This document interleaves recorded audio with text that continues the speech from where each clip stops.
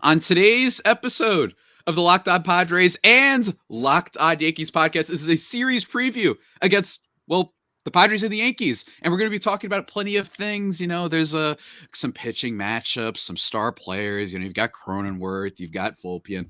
Oh, wait, no, yeah. Juan Soto's returning to San Diego. We got to talk about that in just a second. Let's get to it.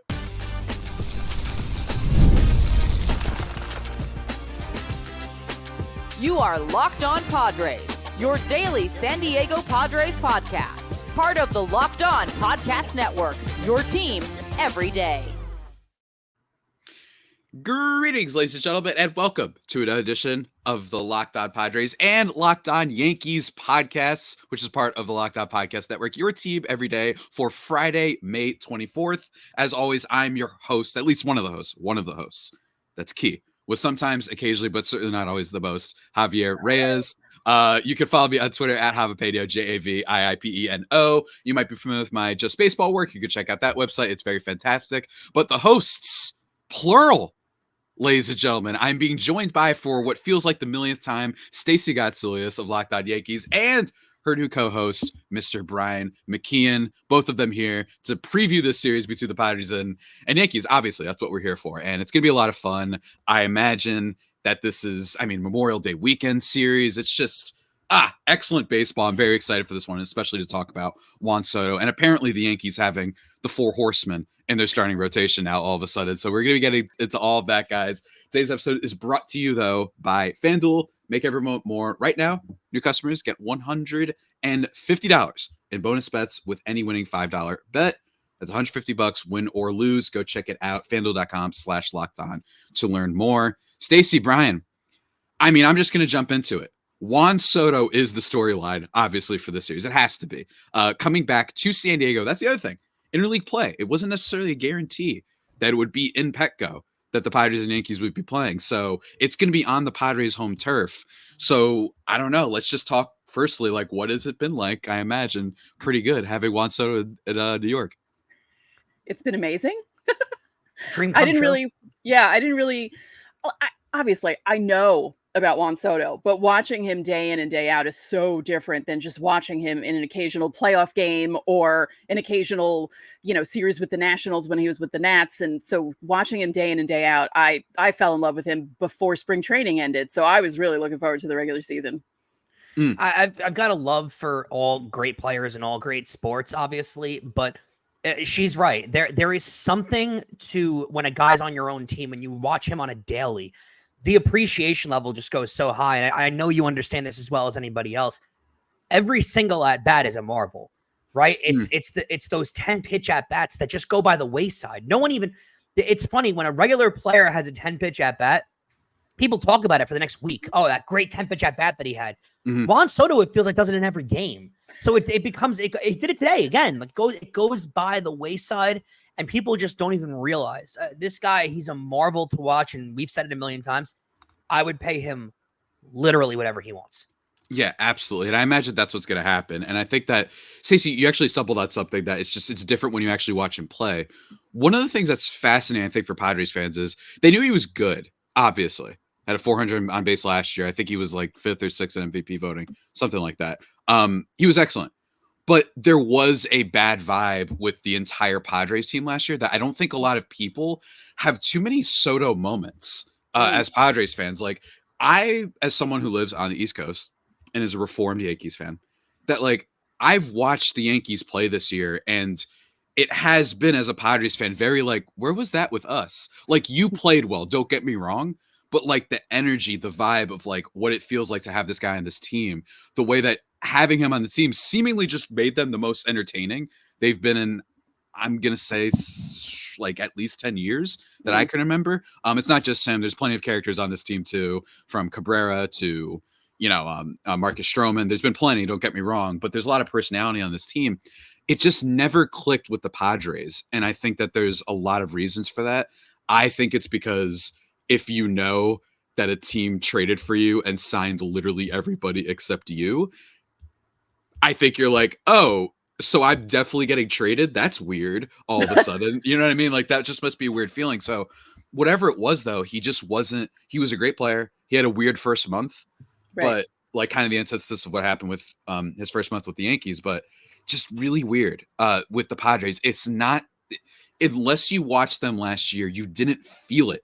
You didn't feel like you had Juan Soto on your team. And I attribute that mostly to the rest of the team, but it was not the most fun experience. And I'm really curious to see how, frankly, the fans, I don't think they're going to be booing him. I think that'd be weird. He was traded. It's not like he left. You know what I mean? So I don't think that'll happen, but it's going to be a little weird. It's one of the rare situations where I think both sides, like, it made sense. Like, it made sense why Soto's in New York now. It made sense why the Padres traded him.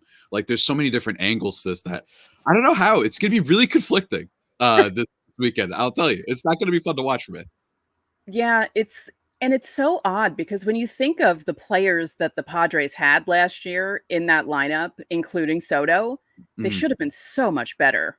Yeah. And they were similar to the Yankees in many ways last year, where you think they were going to get on a roll. Like, maybe they won like 2 in a row and then they'd lose 3 in a row, and they'd always lose them by, like, you know, a lot of runs. And it was just so inconsistent. And then they finally started clicking a little bit, and it was too late because it was the end of the year and they couldn't make the playoffs. And I felt like the Padres and Yankees were very similar to each other last year. Like, the expectations were high, the reality was not as high, and it just didn't work out the way it was supposed to. So I think from the outside looking in, the Padres felt very sexy from the outside, right? You saw them from a distance, and you saw all these great names, the Xander Bogaerts contract, and Yu Darvish, and Juan Soto, and all these great guys that are on the team.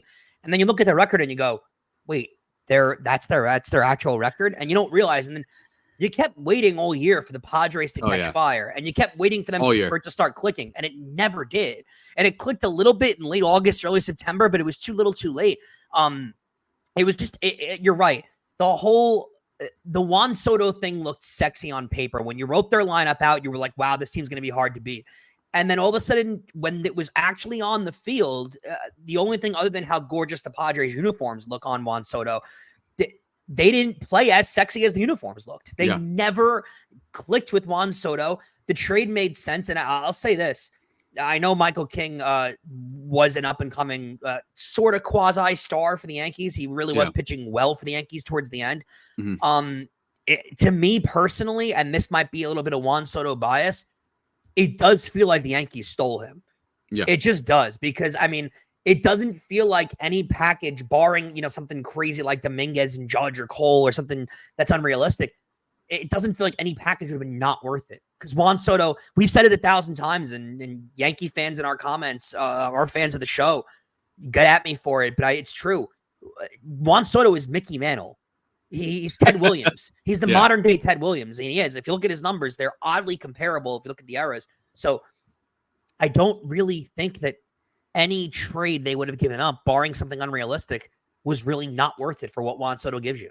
Yeah, absolutely. And that's why for me, it was more of like I think that the trade was good, but what's bad is that you got here. And it's like, I think those two separate discussions, but with Soto, and like you mentioned with the Padres last year, like they didn't win 4 games in a row until September 17th, which is insane.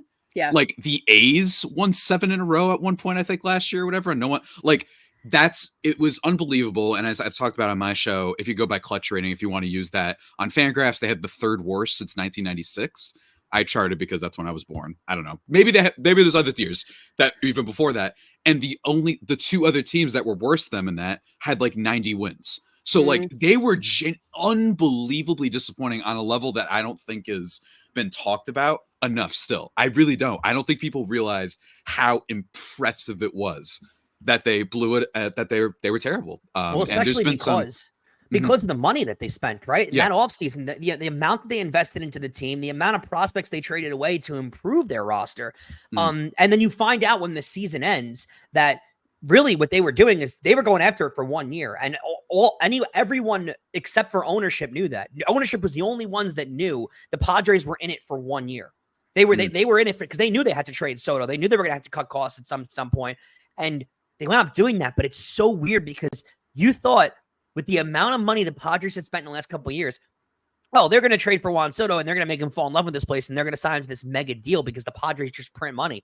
And then before you knew it, they're losing money and you don't know what they're doing. And it was a 1-year rental for them. And I mean, to your point, how much more disappointing could a 1-year rental have been? I mean, seriously, tonight to make the playoffs. I mean, and to have the 3rd worst clutch rating. I mean, it's one of the more ridiculous seasons we've seen in a long time. Yeah, and like it's so frustrating because it didn't have to be a rental. It didn't have to be. Maybe you don't sign Bogarts, Machado, Darvish, Cronenworth, Suarez all in one offseason, and then you have some money. Maybe, you don't freak out that Aaron Judge didn't go there and you just sign next best available in Bogarts. Maybe we're in a different situation here. But guys, of course, it's not just the Juan Soto show. We're going to be talking about a bunch of different topics for this series because there's a lot. There's a lot because the Padres are better this year. Despite what their record says, I promise you they are better this year, but it's weird and baseball makes no sense. Similar to what we were talking about with just the chemistry not being off. We'll talk a little bit about all of that stuff and more, guys. But before we do that, I want to take a second to talk about one of my favorite things in the world, ladies and gentlemen. Oh, yeah. One of the best things, dare I say, in the history of mankind. It's Ibarra, folks. Okay, did I exaggerate a little bit? Yes, but I'm not exaggerating that Ibarra is one of the greats because spring, folks, it has sprung. And that means if you're stocking up on clothes, you need a place to go to, and that is Ibarra. And what can I say? They're really fantastic. They're a free app that helps you get all your stuff back. So when you're going shopping, when you're getting your clothes, and also not just clothes, it's from big retailers like Lowe's, Macy's, Sephora, Best Buy, a whole bunch of them, you are going to get cash back. So when you're preparing for that beach trip this summer, I know you're preparing for it, you hot and gorgeous people out there, I know it. Well, guess what? When you make those purchases, Ibarra is a free app that gives you cash back every time. Other apps give you points that don't amount to much, but with Ibarra, you just add your offers in the app, upload your receipt, and you get real cash that you can cash out at your bank account, PayPal, or gift cards. Pretty straightforward. So go check it out, guys. Right now, Ibarra is offering our listeners $5. That's it. Just like that. Just for using the app, trying it out, and using the code LOCKEDONMLB when you register. So again, just go to the App Store or Google Play Store, whatever your marketplace thing is. Download the app. Use code LOCKEDONMLB. It is very, very cool. Spelled IBOTTA. Ibarra. Fantastic, fantastic stuff. But speaking of fantastic stuff, we're not done. We have another fantastic sponsor. That is the good folks over at Supply House. That's right, ladies and gentlemen. Get supplies from the site that's made for the skilled trades. Oh, what does that mean exactly? Well, supplyhouse.com has you covered in a reliable way to order plumbing, HVAC, electrical products, all of that sort of stuff. Everybody kind of knows what I'm going for. Their easy-to-use website is packed with helpful resources and the latest product info to help you get the job done right. Shop a complete inventory of over 200,000 parts from over 400 top brands and get your order delivered right to your door with fast shipping from coast to coast. And also, if you need help, guess what? They've got experts. They're going to help you out because I don't know a lot. I've said this on my show plenty of times. I don't know anything about cars. We talked about eBay Motors before. I certainly don't know anything about, plumbing and electrical stuff. Are you kidding me? Well, guess what? They have experts to help you out. So again, guys, go check out supplyhouse.com/TM and order all those things that you need. Just a few clicks over at supplyhouse.com. Go check it out. And just like that, ladies and gentlemen, we are back here on the Locked On Padres and Locked On Yankees crossover extravaganza. We were just talking a whole lot about Juan Soto, and look, it's a new year. Don't get me wrong, but I think that's what's so interesting about both of these teams is that the chemistry on both teams is very different. And dare I say, Soto, the just storyteller fan in me, I think him not working with the Padres is kind of beautiful in the sense that it's like, this game is just so much more than numbers. For whatever reason, it didn't work. That does not mean that he was some locker room cancer or that anyone else was. It just didn't work. But Luis Arraez has been the player that has been working a lot for the Padres. He's been killing it. 20 hits in his last 8 games. Yeah, I know. It's ridiculous. So it just goes to show you that sometimes players aren't the best fit. But I'm going to start with you guys first. I want to talk to you about what are like the biggest outside Soto? What are the biggest storylines for this Yankees team? Because there's been a lot, which says a lot considering that you have like one of the best players in the world, and there's still more going on in New York. I would say one is how well the starting rotation is doing without Garrett Cole, because basically the story at the beginning of the season and in spring training when the injury came about, everyone's thought was, just keep your heads above water until Cole can get back. If you Mhm. can keep your heads above water until Cole comes back, then maybe it'll be fine when he comes back. It'll be like you're trading for another starting pitcher, and then things will get better. Well, things are pretty damn good right now without Garrett Cole. This is no one expected this. Mm.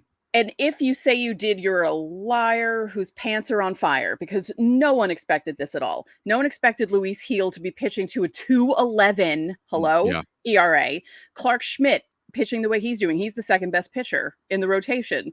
Carlos Rodon having a bounce back year. We wanted it to happen. It's nice that it's happening. The worst pitcher out of the 5 is Nestor Cortez, and that's only because he only pitches well at home and he does a little worse on the road. But I think that's the major storyline aside from Juan Soto at the moment. Yeah, I'll go with a different one because the power out of the team too. I mean, not that it's a surprise, but the way Judge started off, and people were panicking in New York, honestly. In April, Judge had a not so great month, and people were panicking over it. And the May that he's had has been so good in the reversal that his numbers are some of the best in the American League. Now he's got 15 home runs, 40 RBIs. He's back to hitting 280. He's gotten his numbers up so much. It's really remarkable what he's been able to do. The health of Giancarlo Stanton, he's stayed healthy. He's got 14 home runs. He's been incredible all year. You're seeing a lot of health out of this team, especially out of a Yankee team that the last couple of years has really been riddled by injuries. And now over this year, they haven't gotten hurt. They stayed on the field. They've given you the production that you've hoped to get out of them. Alex Verdugo has been great. I mean, yeah, exactly. Knock on wood, because I'm saying all the things that you're hoping I don't curse them for. And I'll say this too. The bullpen. The Yankees seem to always have a really good bullpen, but this year it's particularly shut down. I mean, they get a lead into the 6th inning. They don't give the game up. I mean, Clay Holmes gave up his first runs 2 days ago. So it's really been that good for them so far this year. There's a lot of positive storylines that have come out. There really hasn't been a lot of negativity on our show since I've joined. Yeah. I mean, you love to hear it. And I think that one of the things with this Yankees team is also, I mean, you guys illustrated it really well, like with the rotation and stuff, that, there's a lot of players that underperformed on their team last year too. And I think it's worth bringing up. Now, one of them was concussed by my guy Tatis accidentally, and they just apparently didn't realize that. But you have Volpe in year 2, right? And then the Soto and Judge thing has been like, everyone always gets into these like fantasy things. Wow, could you imagine this player after this player? But it has worked immediately. Both players with a 400 on base percentage so far this year. In terms of the pitching for the Yankees, the thing that everyone's surprised by, they currently have the best ERA among starting pitchers and relief pitchers. Combined ERA, I should say, among every team in baseball right now. And the starting pitching is the craziest part. Like, you just mentioned that Nestor Cortez is like the 4th best. And yeah, he is. But the guy's still rocking a 3.29 ERA, and his FIP isn't bad. It's not like he's getting abnormally lucky or anything like that. And then you got Gill, you've got Clark Schmidt balling out. Clay Holmes, like you said, only just gave up. Like Holmes for runs for the first time. Yeah. And then Carlos Rodon, like, not incredible, but a 3.27 is pretty solid, especially considering what you were getting out of him last time. So this Yankees team just seems like it's firing on literally all cylinders. Is there any like one area that you think that they've been struggling in, or even one player that's been a little bit of a, we don't know what's going on here? Honestly, it's hard to give you one. Wow. Yeah, it really is. Even Trevino started the year off where he was struggling, and all of a sudden his bats picked it up. So yeah, there really isn't a bad blemish on it, and that feels so like cocky to say, right? But it really is the truth. There really hasn't been much of a blemish on this team so far. It's been that good. I mean, the Yankees division's really tough. Toronto hasn't exactly met expectations, but the Red Sox have one of the better pitching staffs in all of baseball. Baltimore has been really good this year. So. And Tampa's always Tampa. They're always, a hard team to face. But it's been one of those things where I go back to what you said earlier, where you dream of that Judge Soto thing, and sometimes it doesn't turn out like it is. The one that didn't turn out like it is was Judge Stanton, right? Everyone thought when they got together, they were calling them this dynamic duo, and they're just going to hit 40 home runs a year. And there's only been 1 year where they were both really firing together, and that was Stanton's first year. Other than that, Stanton's been hurt. Judge has been hurt. They've missed time. They really haven't played that many games together. So since he's come over, you really haven't seen this Judge Stanton that everyone thought they were going to see. But now that you're getting Judge Soto and you're getting Soto Stanton, there's all these different combos. I mean, Soto's giving them a lot of power, which is, really an understated thing too. So they've really been firing on all cylinders because of that power, because of Judge Stanton and Soto. All three of them have been hitting with great power numbers. Those three guys can carry a team for a month. Absolutely. And even like, I'm just like scrolling through like Fangraphs right now just to get some number ideas. I even see, Austin Wells. Finally, Yeah. I found someone who's not hitting well. 75 WRC plus. He's one of their, prospect guys. And then I look at the numbers, and what jumps out is his weighted on base is 275 right now. His expected is 371, which is such a discrepancy. That's like, oh, great. So even the player that isn't playing well, it seems like it's unlucky on top of that. He hits the ball at people all the time. Like every time he hits the ball, you're like, oh, because he's always hitting it right at someone. So they're going to start falling for him too at some point. So yeah, it's He crazy. also calls a great game. He also is one of the top fielding catchers in all of baseball too, which goes underrated. Yeah, absolutely. And he's like he's 6 on the team and wins a replacement. The only one I finally found a weakness. It seems like the only thing, and it goes against a very popular narrative of the contract year. And that's Gleyber Torres. Oh, Gleyber. Yes. Gleyber. It seems like Gleyber Torres, Gleyber Day. But hopefully it's not a Gleyber Day weekend. But what is one thing, I guess, to say about Gleyber Torres' struggles? Has it even felt like it's like that big of a deal, or are you just like, whatever? Everyone else is good. It's disappointing to see, just because you figure with the walk year that maybe he would step it up a bit. And we've seen glimpses of the old Gleyber, but when Gleyber is off, he is really off. And he is really off at some points this year. And, he had a big home run the other day. And you could tell the team was so happy for him because he's just been struggling this whole time. And, there's plenty of time for him to turn it around. But yeah, I forgot everyone's doing so well. I've completely forgot about Gleyber, but that's how it is because everyone else is doing so well. He can get away with not doing as well as he normally does, but he will have to turn it around because they're not all going to be batting like this the whole year. There's going to be ups and downs, or we're going to need other guys to step up when some of the other guys kind of slow down, because that's baseball and that's how it works. He's been hidden in the lineup. Like, he's had a lot of insurance and coverage around him where he kind of gets camouflaged in that lineup. It does feel like he has a few big hits in the year. He had a big home run in Tampa. He had a big home run the other night, and then Boone lost in the game. But you've seen a lot of progression out of Gleyber where you thought, okay, this is gonna be a jumping off point, and then it hasn't jumped off from there, which has been slightly disappointing for them. I'm not as concerned about him though, because even last year he had statistically one of the worst Augusts in Major League history. And then if you look at his September numbers, they were just as good as his August was bad. So he's a player that turns around. He's a streaky kind of player. The problem is when Gleyber struggles, he presses and he starts over swinging at balls and he starts getting in his own head. So the team needs to rally around him, but I wouldn't be surprised if he has a big June, right? Like that's kind of the player Gleyber is. Well, respectfully, don't make it this weekend. I would like that very much. But folks, we have a few more questions that we're going to get into, including getting into the pitching matchups. And me being the merciful ruler I am, maybe I'll let Stacey and Brian ask me a question of their own, but we'll have to see. But first, before we do that, folks, I want to talk about one of our longtime sponsors. You know who they are. And if maybe you want to say, you know what? They convinced me. I believe in Gleyber Day weekend. If you want to do that, you can do that over at FanDuel. It's winner take all time in the NBA and NHL and baseball, but especially those two former sports because they're in the playoffs. But just because it's the playoffs doesn't mean you can't get on the action as well. Giving you a shot over at FanDuel to bring home a big win of your own. Right now, new customers get $150 in bonus bets with any winning $5 bet. That's $150. Players, props, spreads. You want to be a hater this weekend, Padres fans? You want to say, you know what?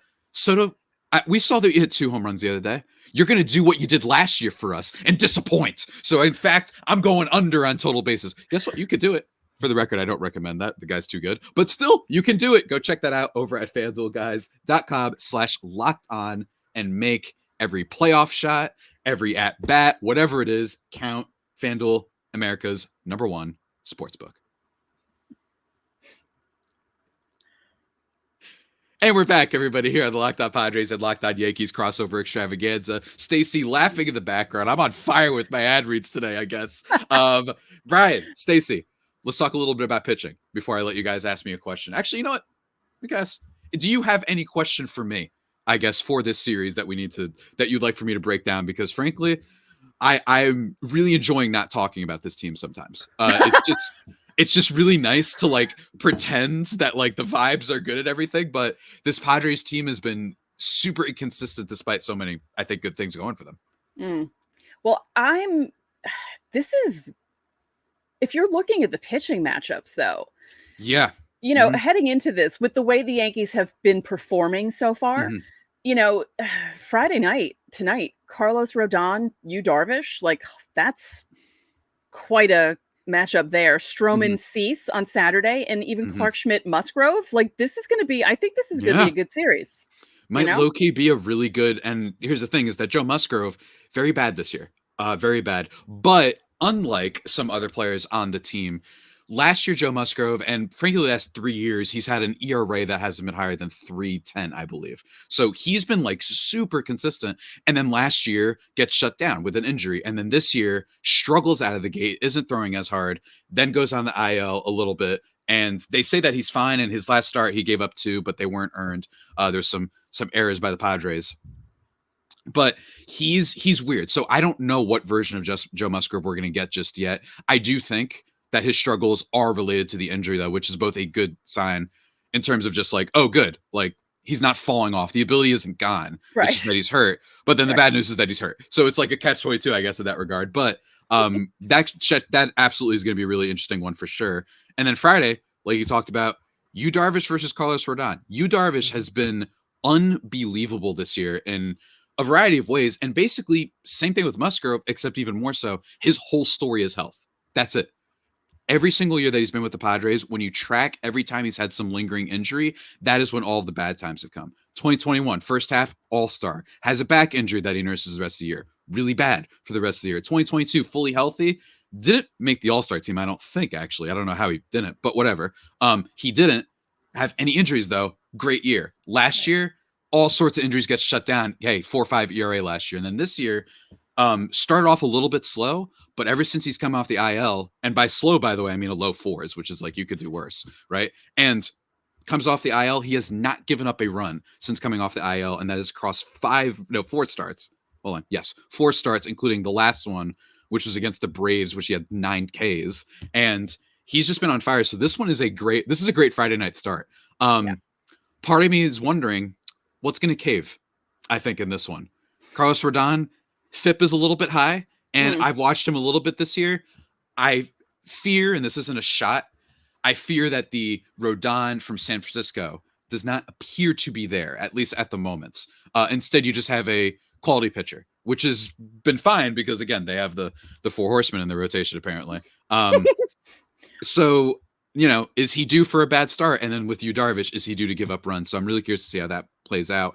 Out of all of the pitching matchups, though, which one do you think you guys are looking forward to the most? I would say Friday night. Friday?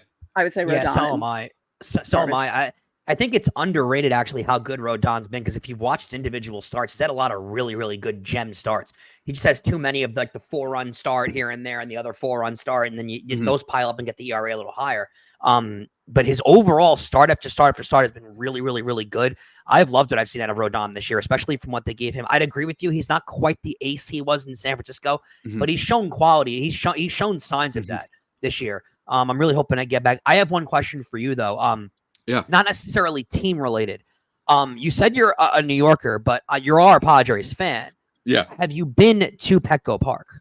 No. The last time I had the opportunity, I got sick, couldn't make it. It was unfortunate. It was tragic.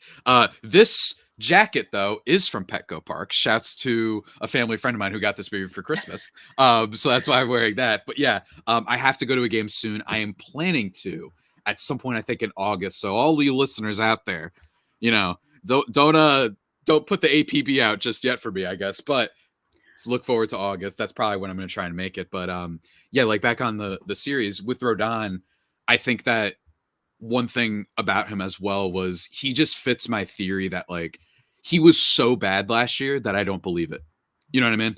There's some like unless it's an injury, which in the case of him, that was okay. So that part of it. But my thing is like, all right, this isn't like Jordan Zimmerman. That was a name out of a hat.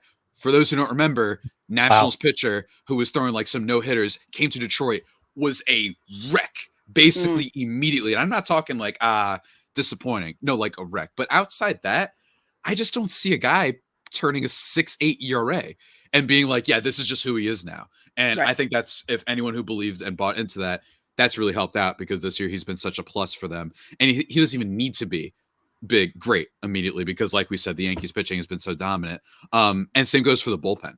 And I feel like it's worth talking about those two things too for both teams. Both teams have ace closers. Unlike you guys, ours haven't been mortal and given up a run or anything like that. I'm kidding. I'm kidding. He has given up a run, but Robert Suarez and Clay Holmes are like two of the like underrated, like elite arms. Yeah, elite arms in the sport, right? I don't think a lot of people are. I think people are somewhat paying attention, but it's kind of wild how good these two have been. Like Robert Suarez, everyone on Padres land jokes. It's not that he only throws fastballs, but it feels like a lot of times that's it, and he goes after guys. And I'm curious to see if it gets late in the game, if you're going up against a Juan Soto, what does that look like? Because, hey, they were teammates at one point. That would be a heck of a battle and a really fun challenge, because Robert Suarez really does love going at people. And then Padres bullpen, not quite as good as the Yankees, but it has been improving, and there's a lot of options. So while they haven't had as many lights out guys, they don't have necessarily Clay Holmes everywhere. Jeremiah Estrada, that kid's really good. Go look him up, Yankees fans. He's been the 8th inning guy. In fact, helped them win and clinch their series win against the Reds the other day. They've kind of got this really good 8-9 punch going. So look, I think what's fun about this series is that both of these teams just have a ton of stars. Last time that Fernando Tatis Jr. played the Yankees, they booed him. And did he hit a home run? I believe so. Yes. He in the second game, was the Friday night game, I'm going to say. I think it was the Friday night game. They booed him, hits a home run. Don't think that'll happen again this time. Nuh-uh. No, you ain't booing him at Petco. So I think that's going to be a lot of fun. The star power of this series is crazy. Xander Bogaerts being on the IL is unfortunate. We don't know when exactly he's going to come back. Could be a couple months, but yeah. I don't know, guys. I'm excited. This is really fun. I think it's great that baseball figured out that it's actually kind of cool if everybody plays each other once. It took them 100-something years to do that. So congratulations on figuring out that if you have 162 games, maybe you should play everybody once. Maybe spread it out a little bit. Yeah. That way you get stuff like this. You get Soto's, he's coming home. Not in like the dramatic, like he's literally going to stay here, but he's coming back. I think that the vibe is going to be fine. I bet you're going to get like a lot of the handshake stuff. This Padres team, if anything, has kind of avoided conflict over the past few years in a lot of ways, which sounds weird given their personalities. It really does. But outside Tatis, doing his conductor thing when people are booing him at games sometimes, outside that, they're not into like starting stuff, not really. So I'm curious to see how that all goes down. I imagine maybe just for the cameras, they'll do the hugs and stuff like that. If they don't, good for us, because that'll be great content and we could just talk about it, I guess, right? Hopefully it's not that though. But guys, any final thoughts for this series and perhaps any predictions, whether it be who wins or if you just have some individual fun little predictions you got for this one? I'm just excited to see the Yankees play at Petco with people in the park. That'll be fun. I'm excited to see how the Yankees bounce back after they lost the first 2 games against Seattle and the Bronx this weekend, or this midweek, I guess. And we're able to bounce back and win the next 2. They're going out with a lot of confidence. 2 straight sweeps prior to that. I'm excited to see how they take on a really good Padres team, because these are good tests that they need to pass. Absolutely. And Stacey, I just want to clarify, because my listeners are bringing, was that an attendance joke? No, that was the COVID joke. Because they played because wasn't the the Tampa Bay series. The Tampa Bay series was at Petco. I totally forgot about that. Yeah. This is what happens when you lose. You just tune out the rest of the playoffs. Padres fans, that was not not at all. Okay, Come good. on, no. Hey, that was the 2020 joke. Okay. Hey, I forgot. And I don't know if they forget. I don't want them. I've known Stacey for a long time. No, I wish all the best. You know what I mean? I don't want anyone getting mad, but yeah, really cool. I also just wanted to flex that they're second in attendance. I thought that would have been funny, but even still, regardless, this is going to be a really fun series. I hope everybody enjoys the Memorial Day weekends. It's going to be a fun one, especially that, Sunday game when you're chilling, knowing you don't have work tomorrow, anything like that. Oh, I can't wait. It's going to be a lot of fun, guys. Can't wait. Yeah, that basically about does it today. Everybody, for the Locked On Padres and Locked On Yankees crossover extravaganza. Until next time, stay faithful, my very faithful homies. And what's a Y word for Yankees fans? Stay yodeling? What would be a good one for y'all? Like, what's a good what's a Yodeling. Y word? Let's use yodeling. Let's use yodeling. Stay faithful, for our yodeling. faithful homies, and stay yodeling, you Yankee Doodle dandies. There you go. See you next time. Take care.